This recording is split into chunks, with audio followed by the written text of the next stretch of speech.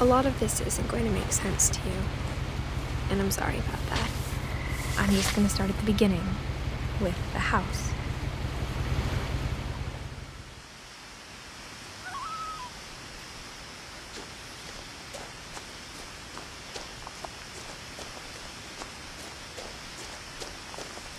I lived here until I was 11, but I wasn't allowed inside half the rooms.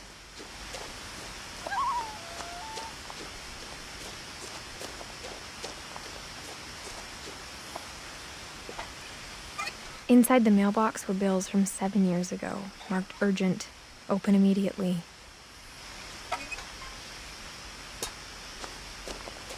I hadn't been back since my brother Lewis's funeral.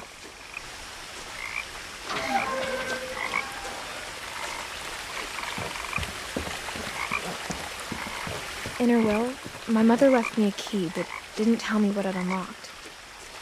Maybe she thought I'd know, or she thought that the mystery would be enough to bring me back.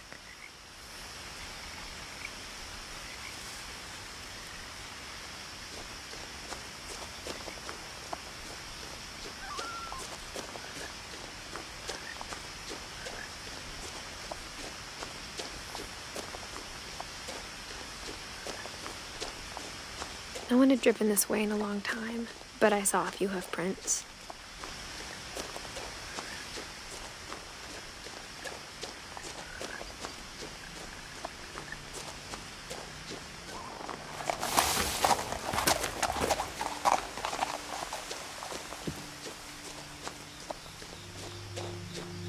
The truth is, even after I inherited the house, I never thought I'd come back to it.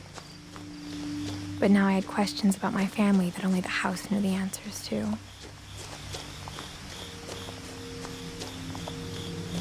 The house was exactly like I remembered it, the way I'd been dreaming about it.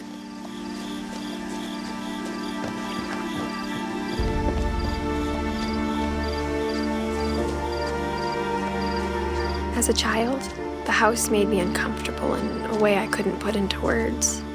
Now, as a 17-year-old, I knew exactly what those words were. I was afraid of the house.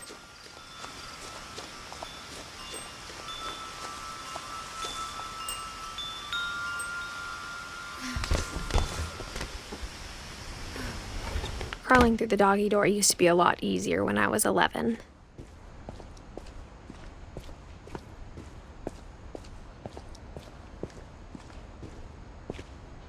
The power had been turned off the night we left. For the first time in years, I felt like I was home.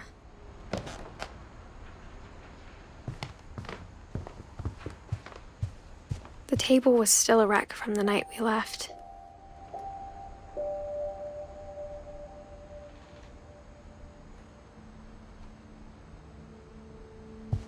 It was like a bomb had gone off, killing everyone but sparing the furniture.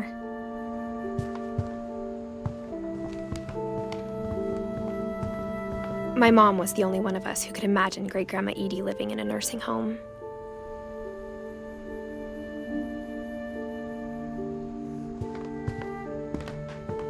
Nothing in the house looked abnormal.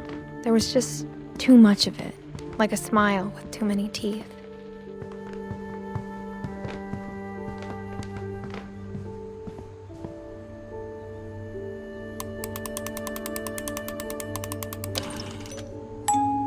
Great-Grandpa Sven built a music box for Barbara, along with the rest of the house.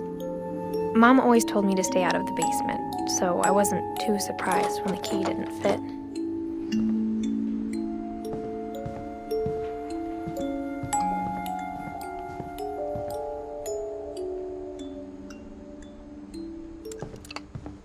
My mom wasn't much of an optimist, but she never stopped believing that my brother Milton was alive.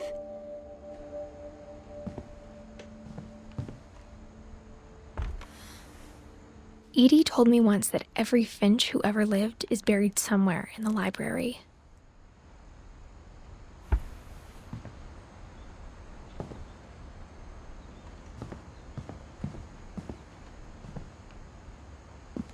After Milton disappeared, Mom sealed up all the bedrooms.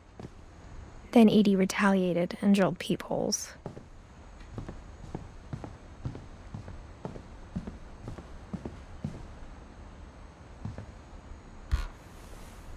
My Grandpa Sam spent 7 years sharing a room with his dead brother, Calvin.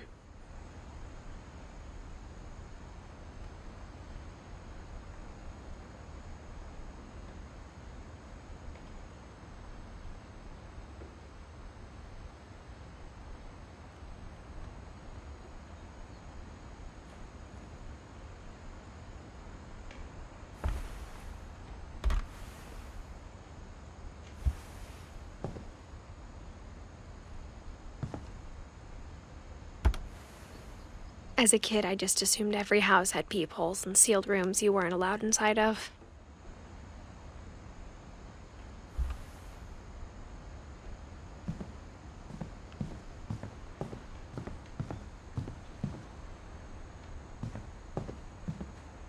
Whenever people ask me about my family, the first thing they always want to know about is Barbara.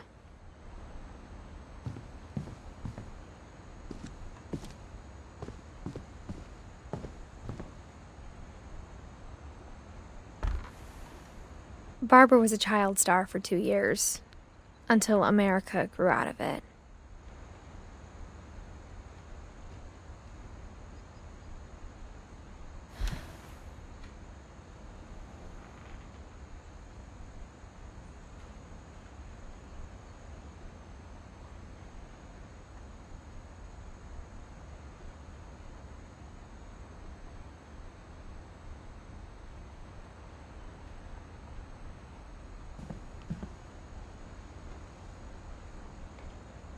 Edie's father, Odin, built the original house.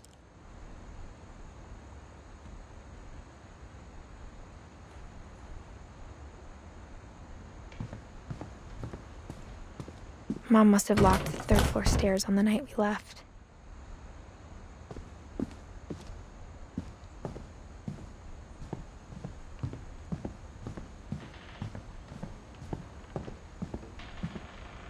I spent a lot of time playing in Great Uncle Walter's room.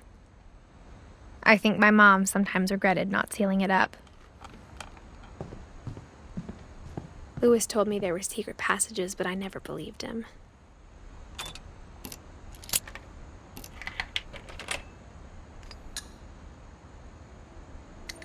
Turns out, my mom was really good at keeping secrets. Now it was time to find out what my mom had been afraid of.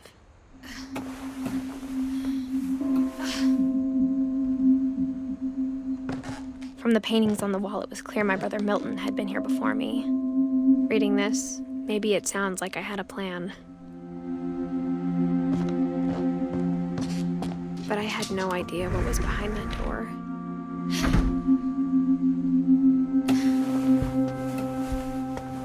Just like I had no idea where all this was gonna lead.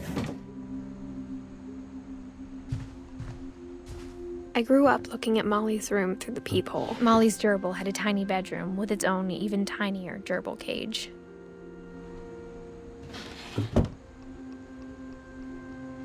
Being inside for the first time, I felt like I'd stepped behind a painting.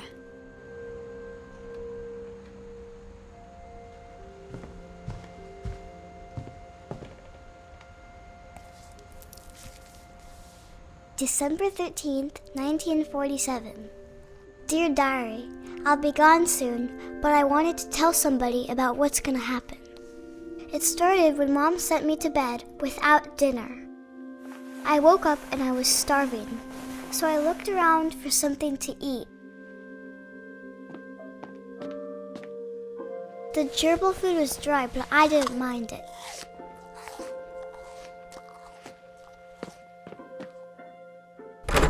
Mom, can I come out now? Sweetheart, it's late.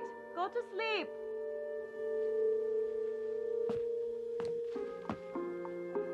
My Halloween candy was all gone.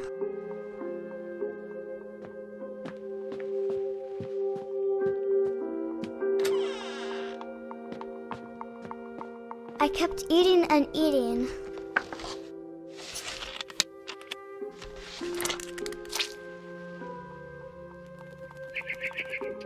Then I heard chirping outside my window.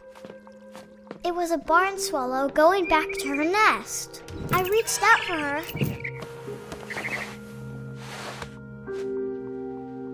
And suddenly, I was a cat.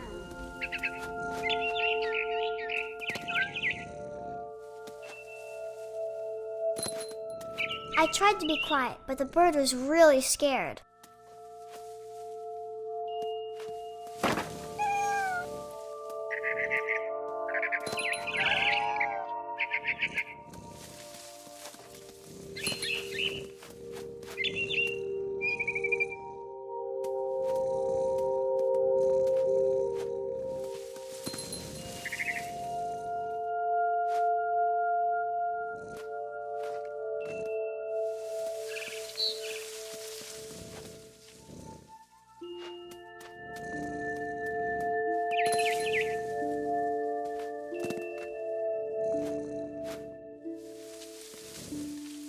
Mom and Dad didn't even look at me.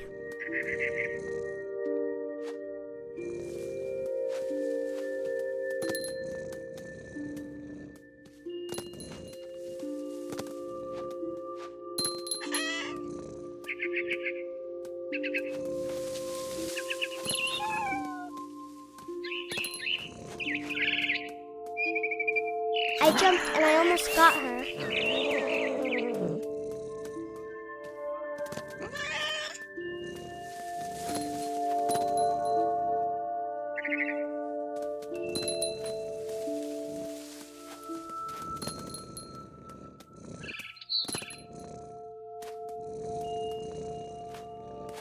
I could tell she was getting really tired. Now I was up in the big tree. I promised Dad I wouldn't climb it anymore. All I cared about was eating that mama bird.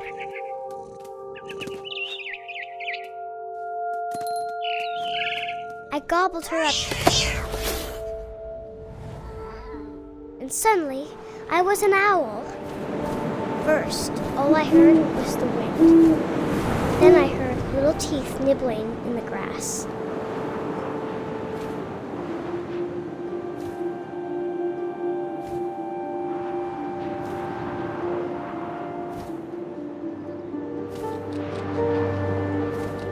Rabbits.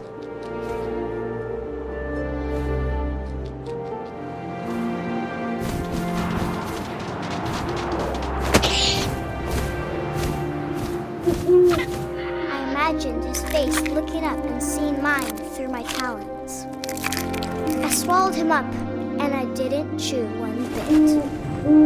Then I flew off to find something bigger.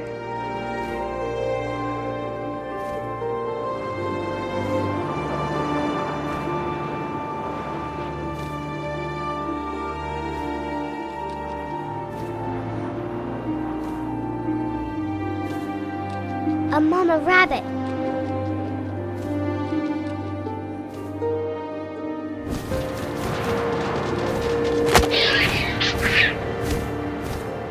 She was almost too big to carry. I started choking, but I couldn't stop eating. And suddenly, I was a shark.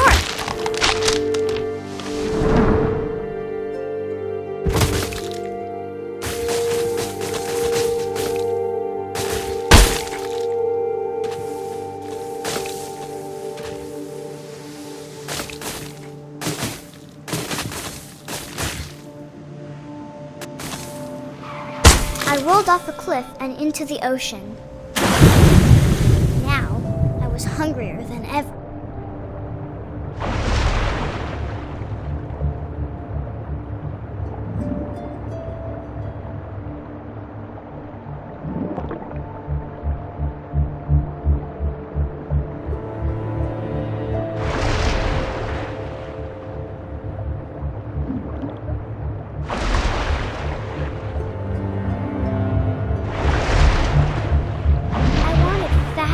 Juicy seeds.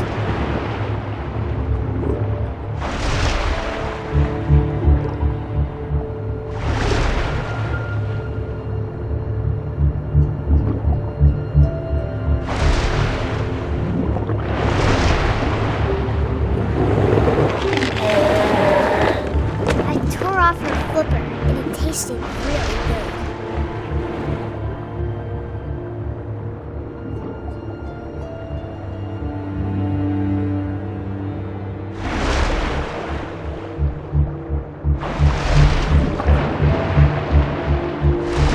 Grabbed on tight.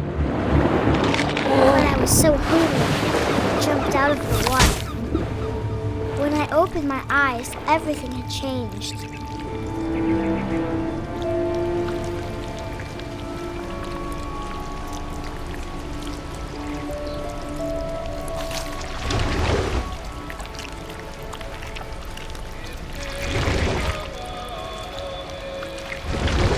Now I was a monster, and I smelled people everywhere.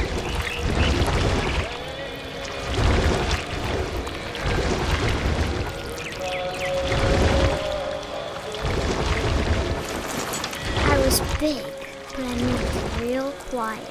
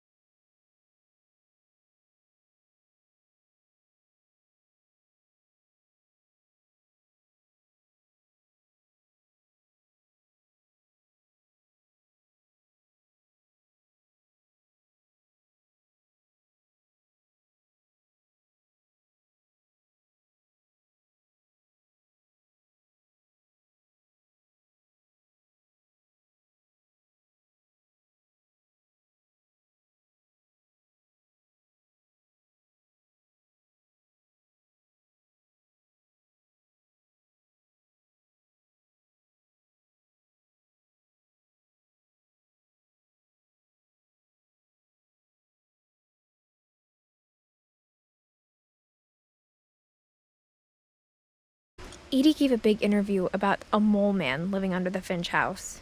My mom was furious. Edie knit me a new pair of gloves every year, just in time to replace the old ones.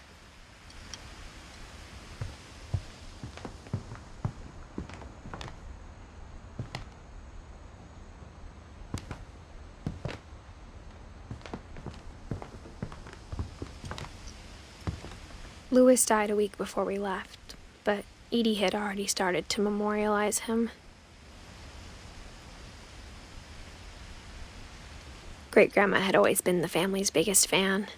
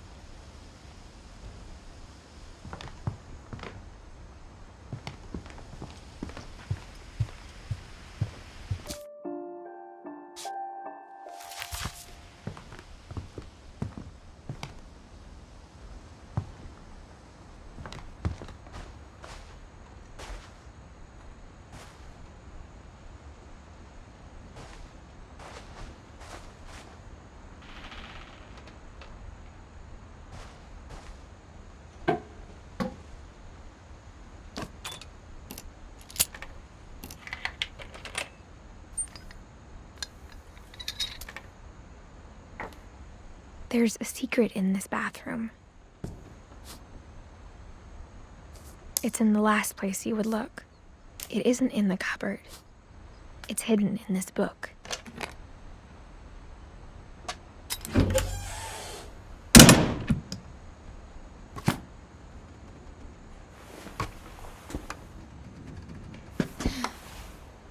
Sven gave Sam an old camera he'd refurbished. He never put it down.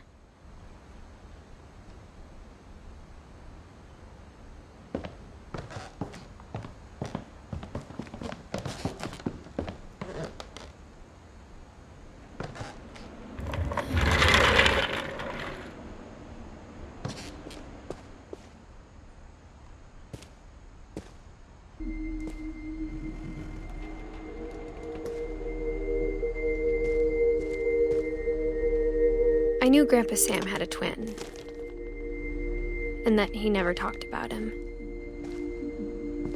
I guess my grandpa didn't like history any more than my mom did.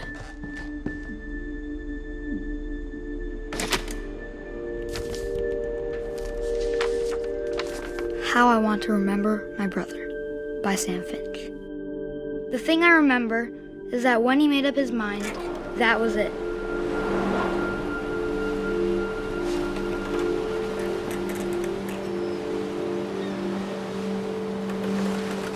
My brother said he'd die before he ate another mushroom, and he did. At Barbara's funeral, we swore we'd never be afraid again, and he wasn't. I think Calvin always wanted to fly. Sam, Calvin, dinner's ready. Coming! But that day, he finally made up his mind to do it. I told him going around was impossible. Maybe if I hadn't said that,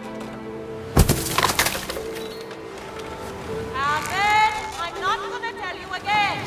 maybe if the wind hadn't picked up, then maybe he'd still be here. But I doubt it. I think he'd already made up his mind. That's what I want to remember about my brother.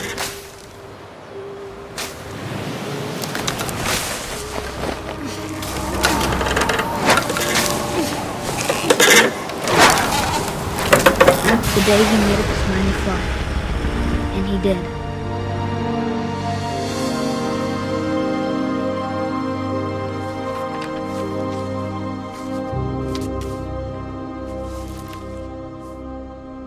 Calvin's story felt strangely familiar. When I was younger, I remember trying to do the exact same thing.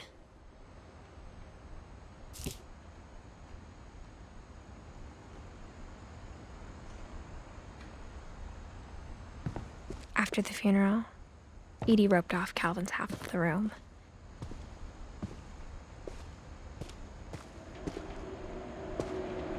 Mom said Grandpa Sam enlisted at 18 and never set foot in the room again.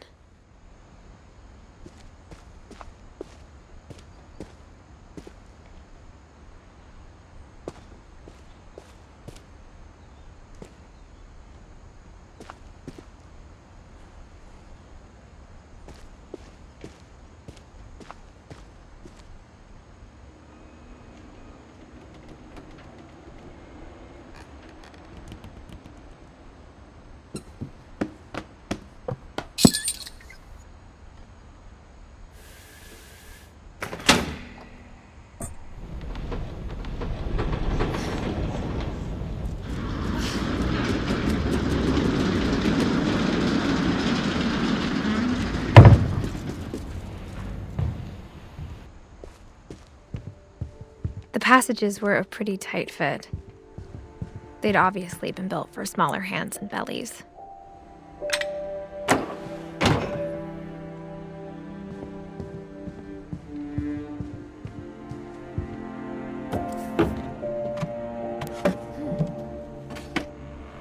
Growing up, I always thought of Barbara as a child star.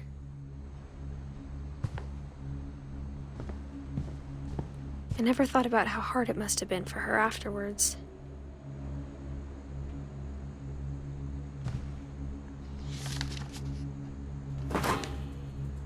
Of all the stories people wrote about Barbara's death, I'm surprised Edie saved this one.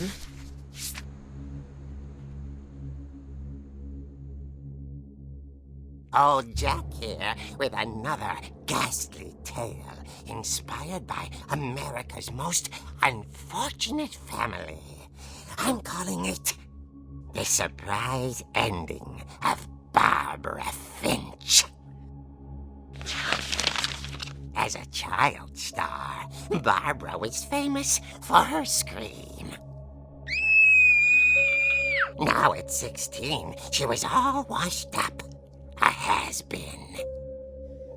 But in a lucky break, she'd been asked to perform her signature scream at a local convention for monster movie fans.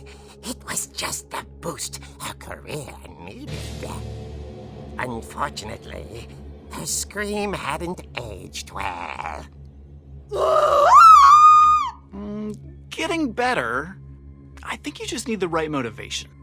Her biggest fan and current boyfriend, Rick, was about to demonstrate when... Now that was a great scream. It was Barbara's father, Sven. He'd slipped into a table saw and had to be rushed to the emergency room. So Barbara got stuck babysitting her youngest brother, Walter. Her convention comeback was cancelled. Okay, I'm hearing frustration, but I'm not hearing terror. What if I tried... A gang of hoodlums in Halloween masks have been terrorizing Orcas Island tonight. Police are urging residents to... came from the basement. You're right! Also, I loved your delivery on that. Why is your basement door locked? Because my dad likes making puzzles and secret passages. There's a key hidden in the music box. The secret is to keep winding and winding until finally the key pops out. Thanks, babe. I'll be back in a sec. 20 minutes later, Rick hadn't returned. So Barbara went to look for him, right on cue. She reached for the music box. And as she wound the key, she listened for Rick, but the house was silent.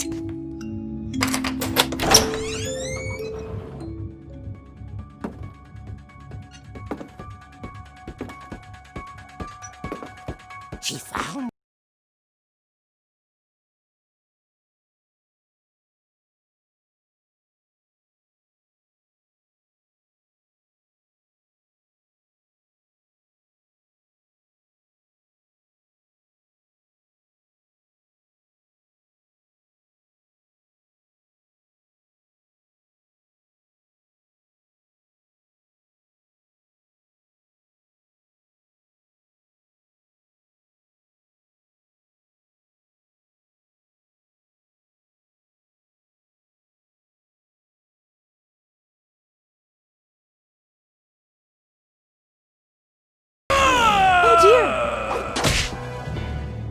Oh! Rick?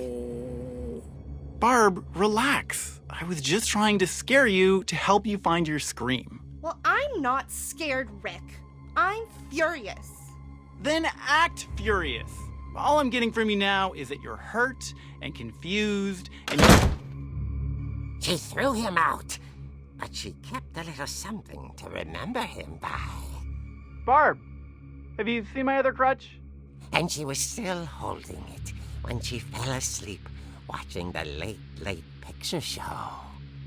Hours later... Barbara! Walter, what's going on up there? Ah! Okay, I'm coming up, but if this is a trick, you're dead, Walter.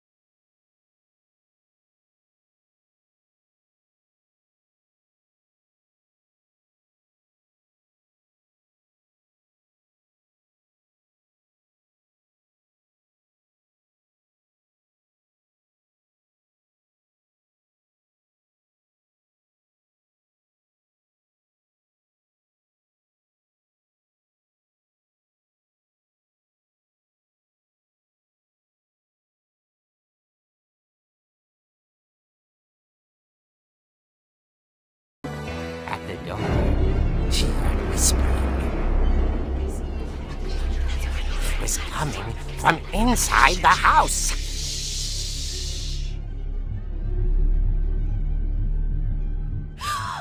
Oh dear. The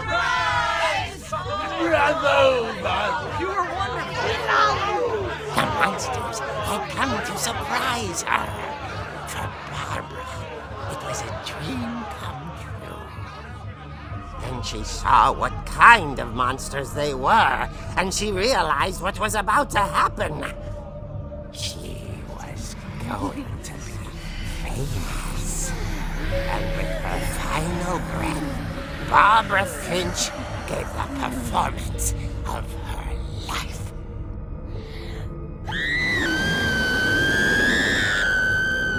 I wasn't there myself, but I hear Barbara was magnificent.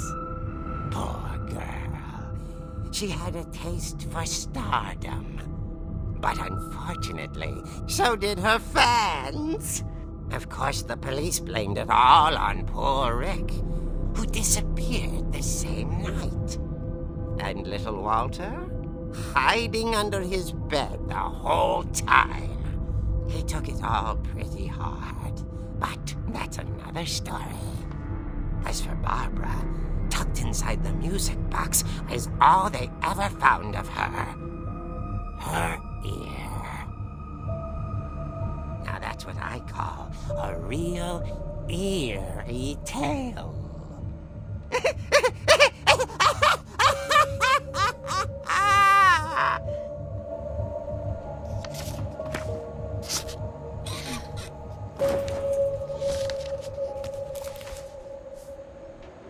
Edie told me all Barbara wanted was to be remembered, as absurd as that comic was. Maybe what Edie saw was a happy ending.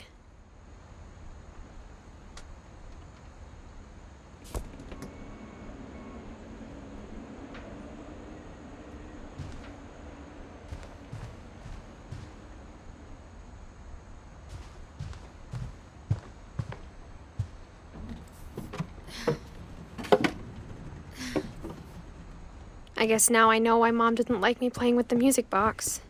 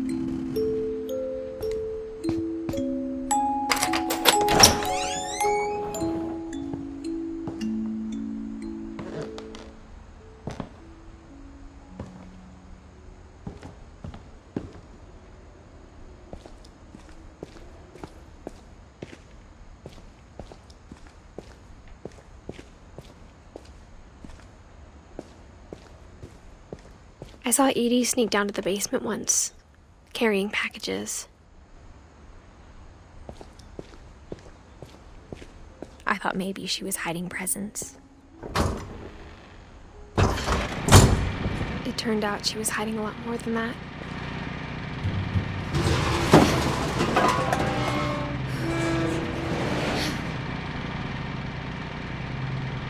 I remember asking Mom once about where Walter had gone. She said after Barbara died, he got as far away as he could. If there's a pattern in all these stories, I think it's that none of us has gotten very far.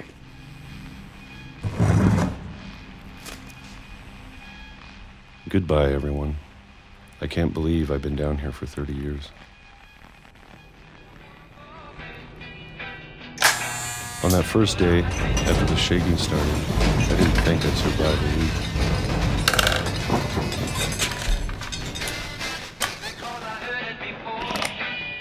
But after a few days, I settled into a routine. That's what kept me sane. Having a schedule, living for today. I always expected to be dead tomorrow. But if you wait long enough, you get used to anything.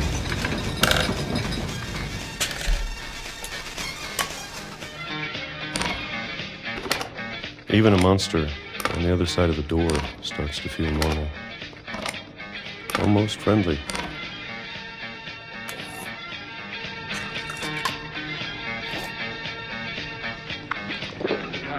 And then one day, everything just stopped. Whatever that thing was, it was gone. Maybe it got tired of waiting. Or maybe I just got tired of being afraid.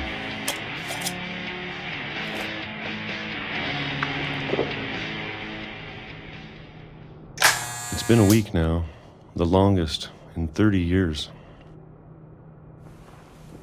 I'm done waiting. I have to leave while I still can.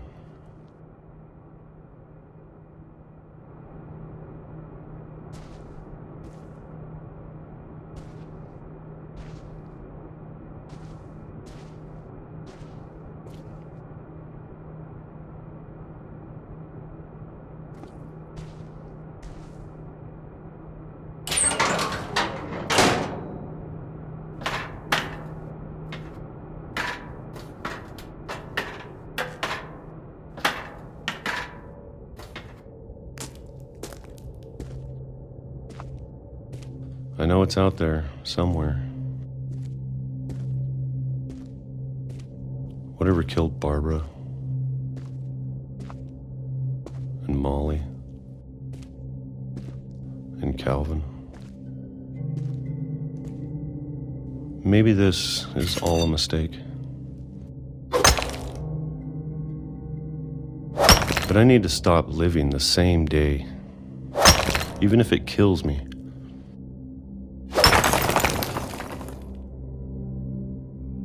Whatever's out there, I want you to know I'm ready for it.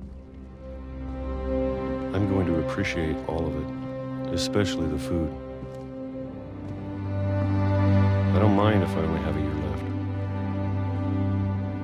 or a month, or a single week. I'd be happy with one more day.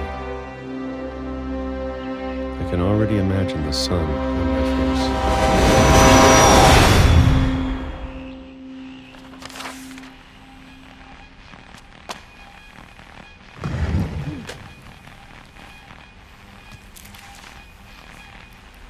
Walter died when I was 6. I can't believe my mom never told me he was down here. I'm sure my mom was trying to protect me.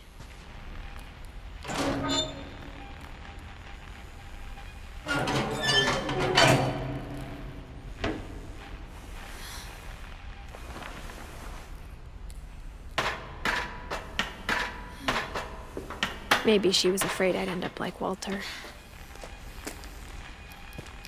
But if she never told me about an uncle under the house, I can only imagine what else she was hiding. I don't want to make the same mistakes she made. Trying to bury something that's still alive.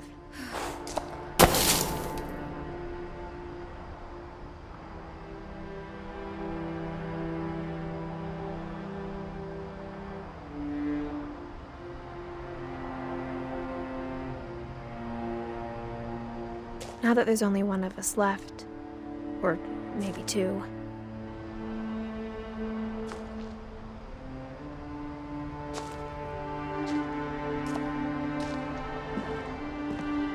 I thought it was time I heard the stories for myself and found out what happened to everyone else. But now I'm worried the stories themselves might be the problem. Maybe we believed so much in a family curse, we made it real.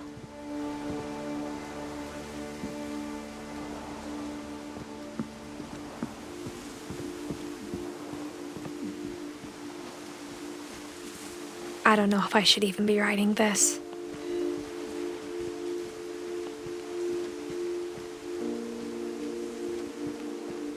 Maybe it'd be better if all this just died with me.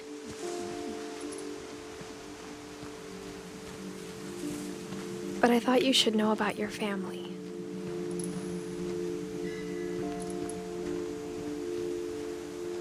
And the history you're a part of.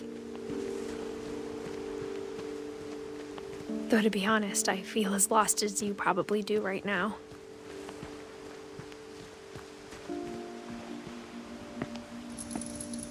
I think the people in these stories believed them, for what that's worth.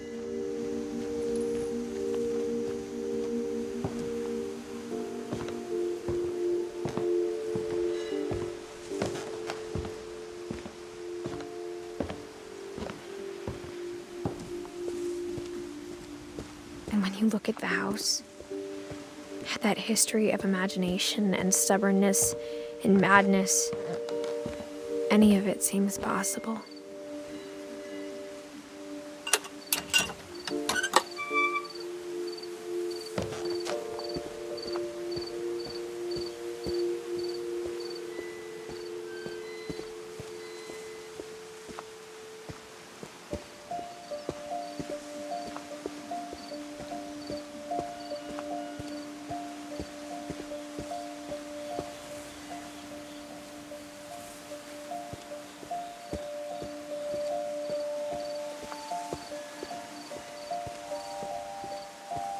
I think we've been surrounded by death for so long, we've just gotten used to it. What kind of family finishes building a cemetery before starting the house?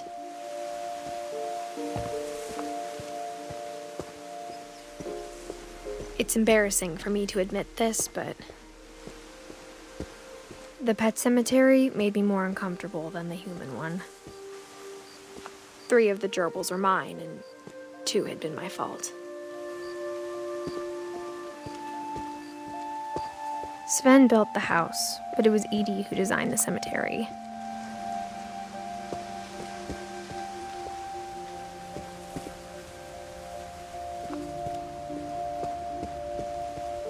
I'm sure Odin's monument had been Edie's idea. My mom was always trying to move on, but for Edie, the past never went away.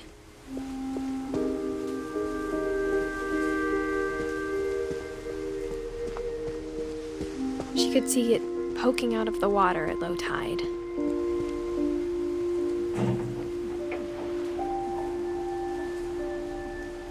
Edie said she dreamed about the old house every night.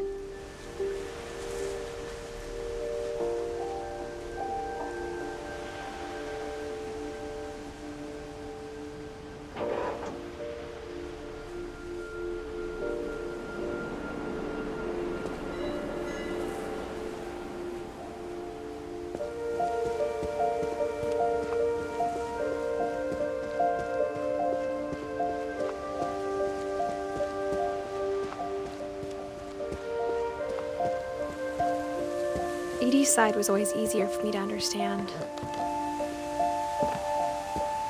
But the older I get, the more I can see where my mom was coming from. Her dad had been pretty strict, but it wasn't enough to save her brothers. She was just trying to do better.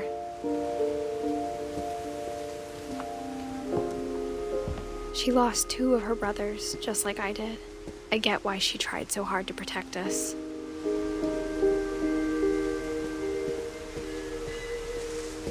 There's so many things I wish I could ask my mom now.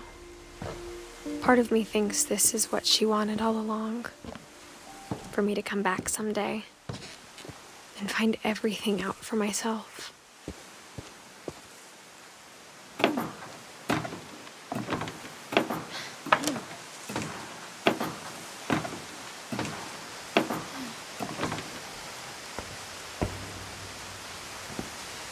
But looking back on it now, if she told me there was going to be so much climbing, I never would have come when I was 22 weeks pregnant.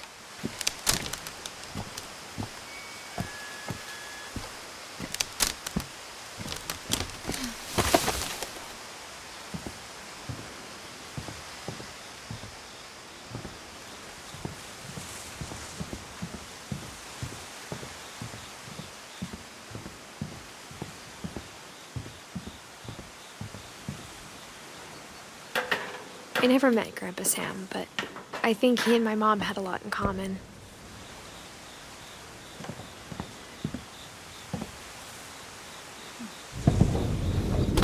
They were both pretty intense. Instead of hiding from death, Sam seemed to go out of his way to meet it.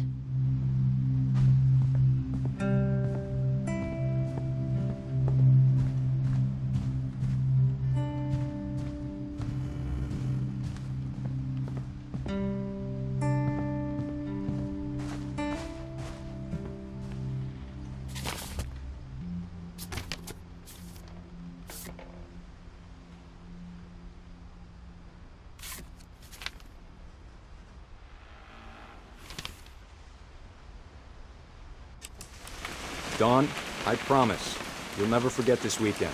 Yes, sir. These memories are gonna last a lifetime. Am I gonna have to shoot anything? It's a hunting trip, Dawn. Shooting is strongly encouraged.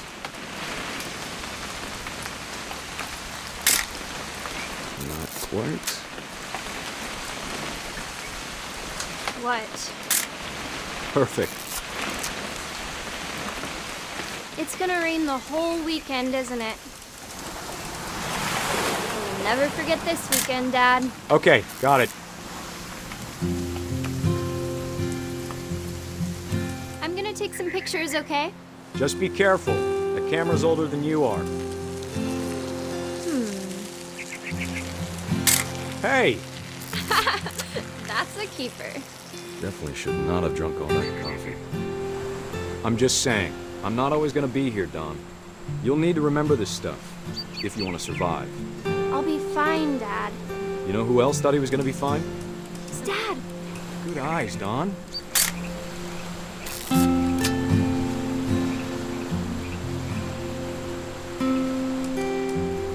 Before you take the shot, let me get a picture of him.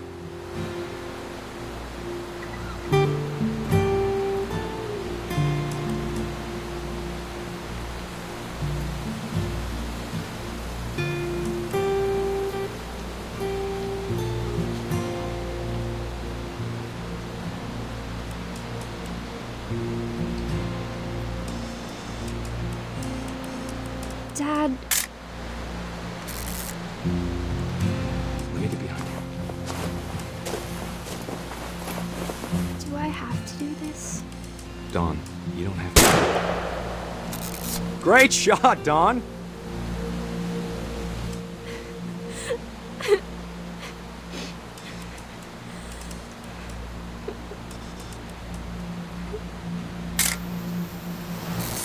I'm proud of you, Dawn.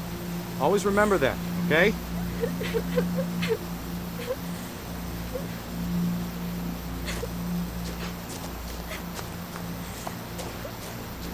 Sorry, Dawn, just gotta reset the timer.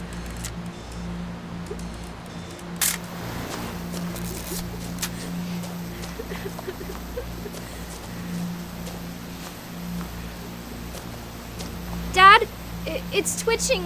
I think That's it's totally normal, Dawn. Just focus on the camera. Try not to think about— Dad!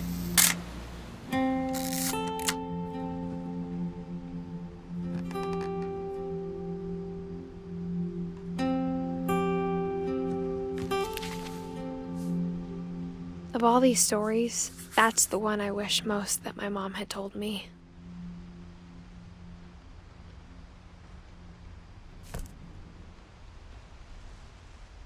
Sam spent his life shooting photos, but Mom said he got nervous being in front of the camera. I guess we're all afraid of something.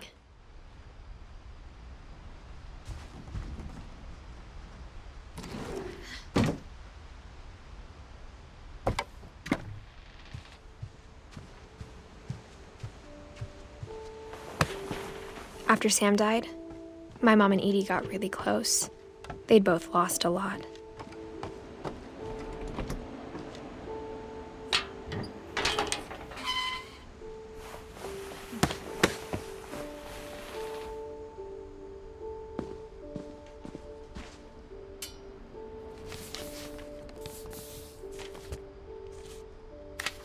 Dear Kay, do you remember the way Gregory used to laugh when he thought he was alone? Something funny was happening, but only he could see it.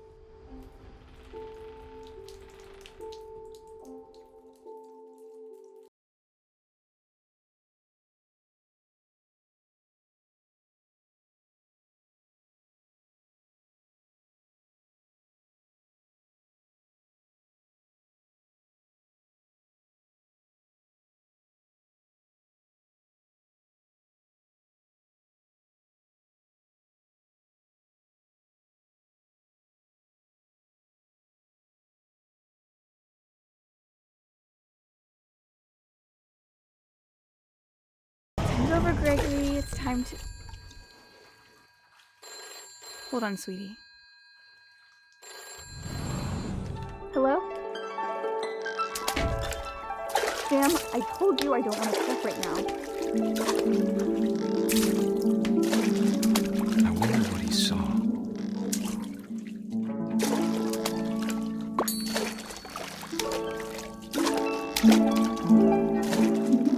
What his world was like.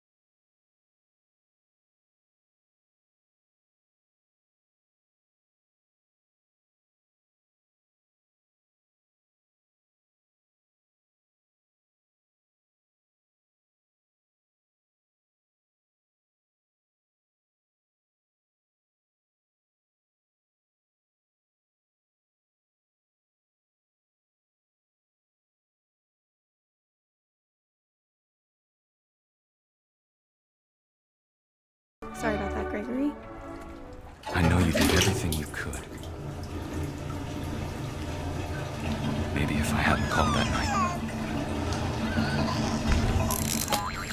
Damn it. Oh, no, I don't want Gregory to hear this. I wish he could have told us about the world he saw.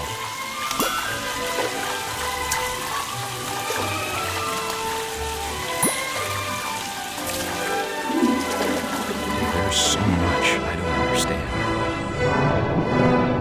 about Gregory, about everything.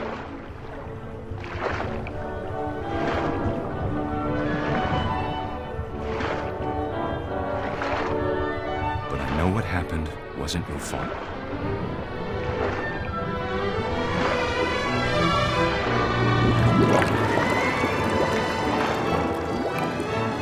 I'm sure he's happy. And he'd want you to be happy too. Good luck, Kay. Love, Sam.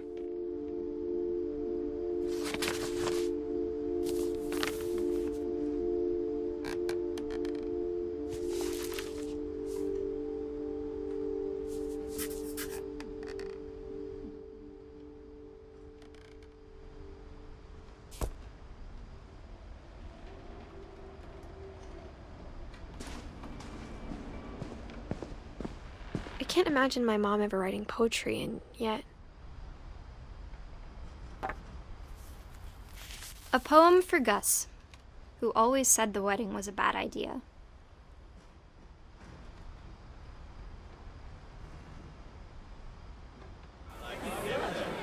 Our father never hit us kids, at least not very hard, before the day my brother said with teenage disregard that he'd be dead before he'd see a wedding in our yard.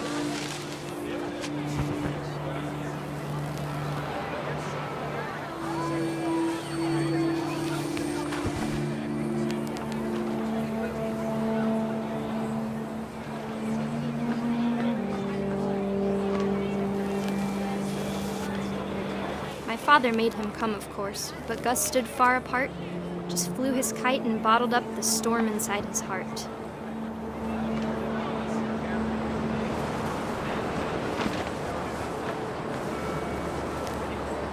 I tried to talk him out of it, but though he'd never met her, "We don't need a stepmom," were the words that I now remember. pronounce you husband and wife. You may kiss the bride.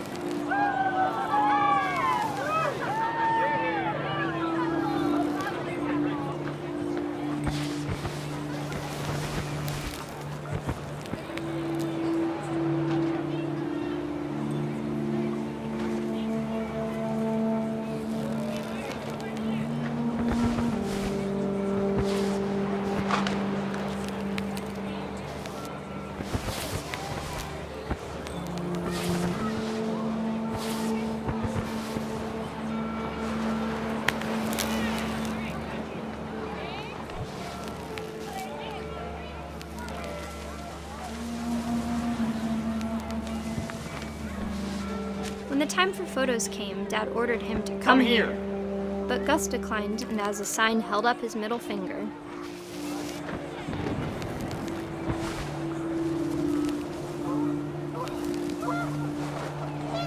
The wind picked up, and panicked geese appeared and quickly went.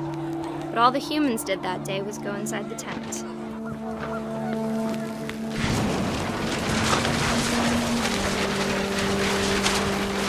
The rain came down in buckets then, but no one seemed afraid that nature might destroy the tent our dad had crudely made.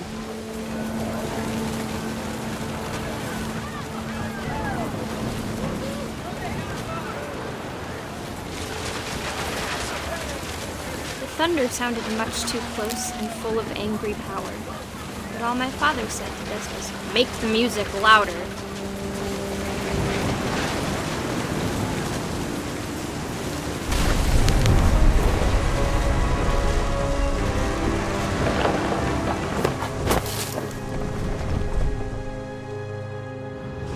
I wish that I could truly say I thought about you on that day.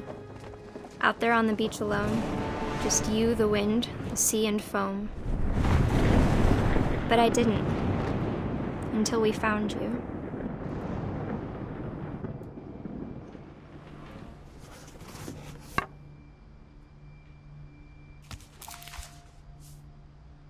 She never talked about him, but Mom told me once if I was a boy, they were going to name me Gus.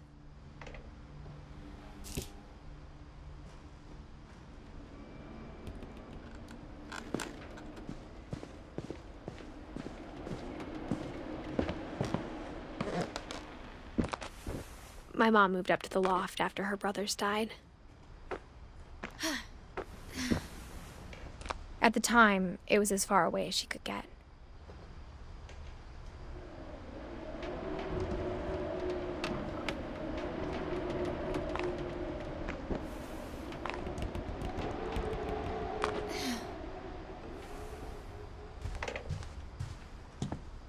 She spent a summer building houses in Calcutta, where she met my dad, Sanjay.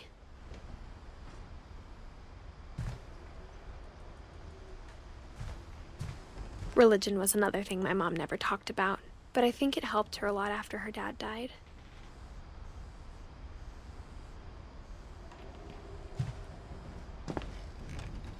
My mom moved to India a week after graduation and got a job teaching English. Louis was born a year later. When my dad died, I don't think Mom knew where else to go. I'm sure Edie was happy to have her back. The house had to get a little bigger, but Edie was used to that.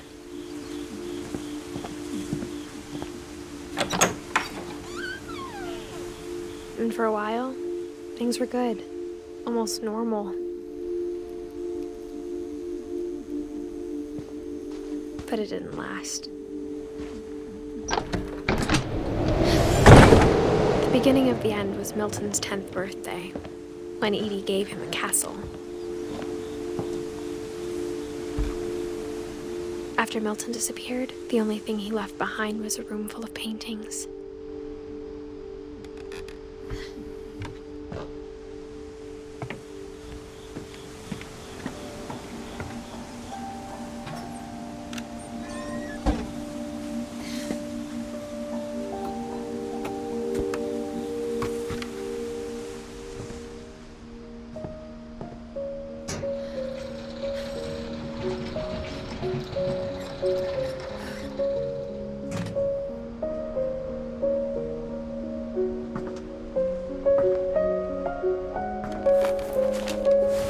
Milton Finch in The Magic Paintbrush.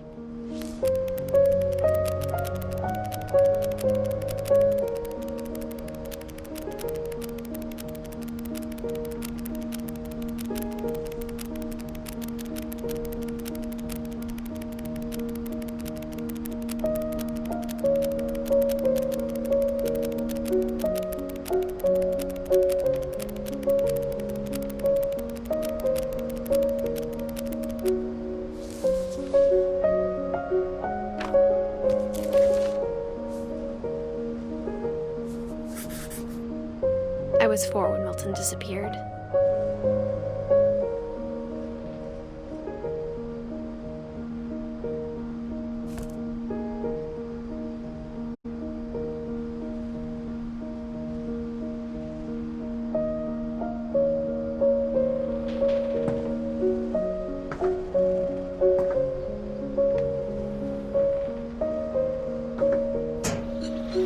Mom spent months searching for my brother.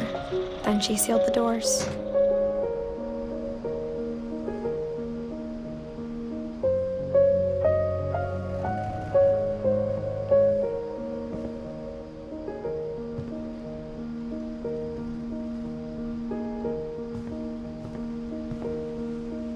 Whatever Milton had found in the house, Mom didn't want it getting out.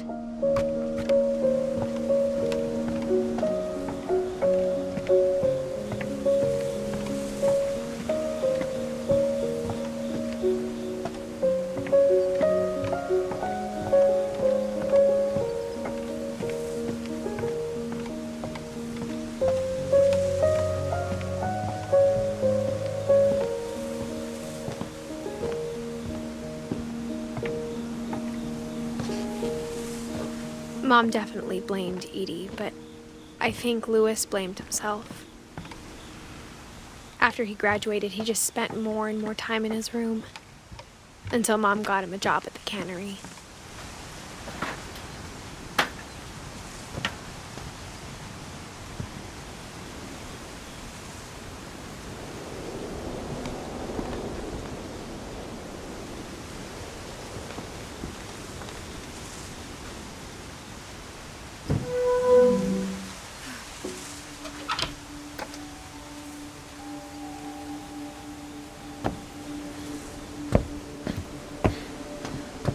Louis's room smelled very, very familiar. That part of him lived on.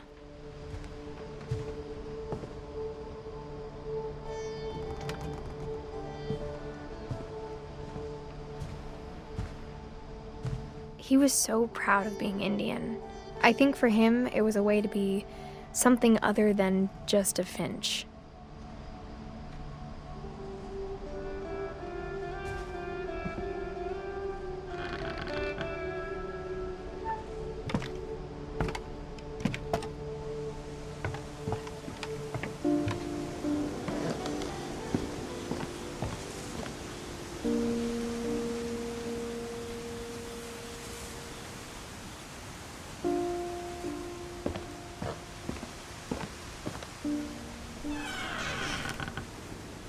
I wish we'd stayed. But I understand why we left.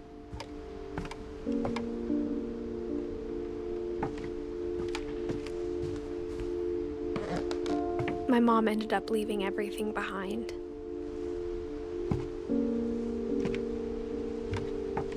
What happened that night had been coming for a long time. Maybe it should have come sooner.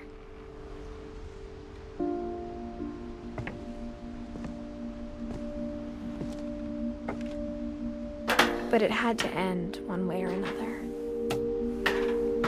All that's left now is to tell you about that last night.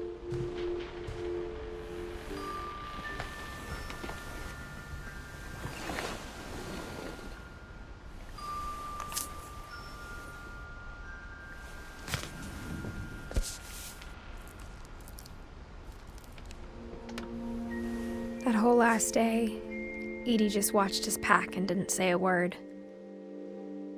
Until supper, when she raised her glass and said, "To our final night together, and all our final nights apart." Grandma, you know what I said about alcohol. Some of your medications are very Edith, specific. I left a present for you in the hallway. Why don't you go open it? The grown-ups have to argue now. I'm sorry, you're right. We're all leaving tomorrow. Let's just enjoy our last... I'm not leaving. Edith, you're excused.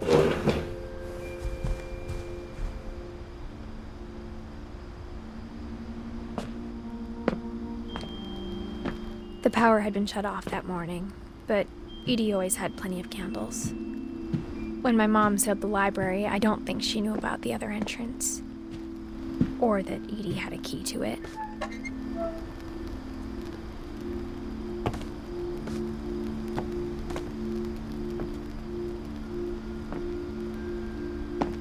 That thing you're afraid of isn't going to end when you leave the house.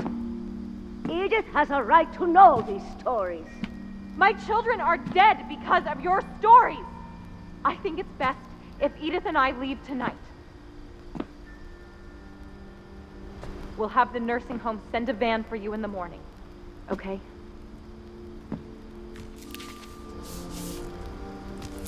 Dear Edith, there's so many stories I wish I could tell you, but there's only time for one. This is about what happened on the night you were born. That night, the tide went way, way out. It was the first and last time I ever saw the old house aground. There'd been an earthquake out in the middle of the ocean. They called it the lowest tide in 1,000 years. God, it smelled awful. You know, I've seen that house every day of my life.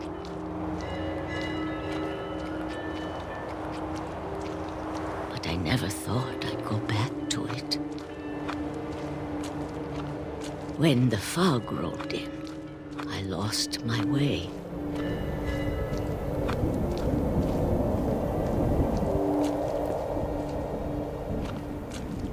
I got turned around.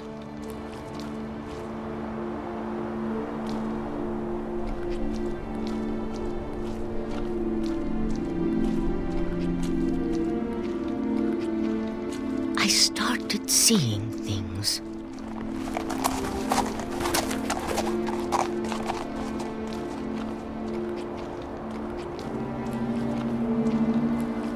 Things I'd forgotten had ever existed.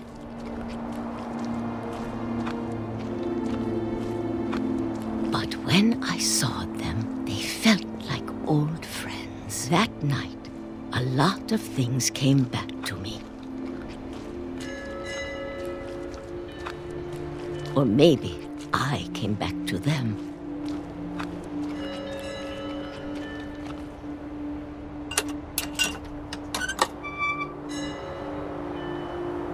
Things I can't explain, but that I need you to try and... Edith, what are you doing in here? It's mine! Edith! Mom, you're gonna rip it! Let go!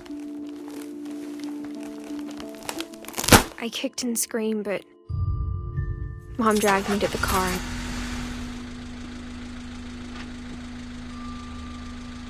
I never saw Great-Grandma Edie again.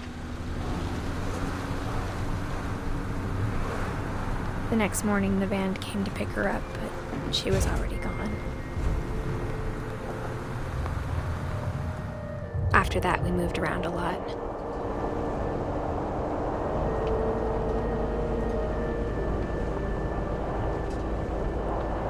We both tried to make the best of it.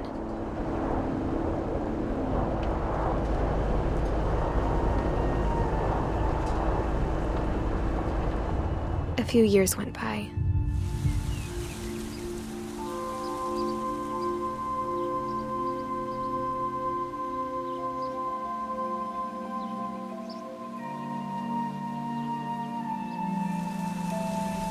My mom didn't like to talk about it.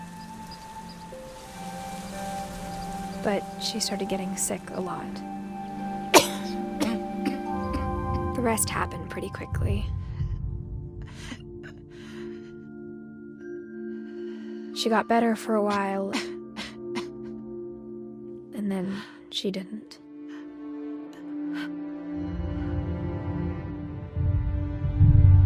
And then I was alone.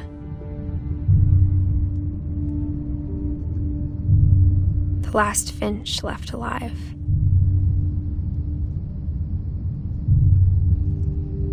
Until I found out about you. I'm still not sure what to tell you about all this. If we lived forever, maybe we'd have time to understand things. But as it is, I think the best we can do is try to open our eyes. And appreciate how strange and brief all of this is.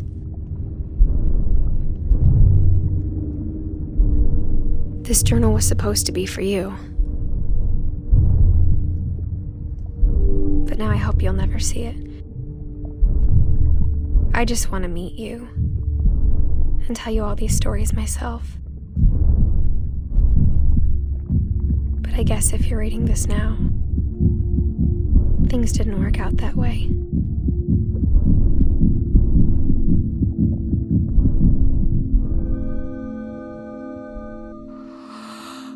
This is where your story begins. I'm sorry I won't be there to see it. It's a lot to ask, but I don't want you to be sad that I'm gone. I want you to be amazed that any of us ever had a chance to be here at all. Good luck.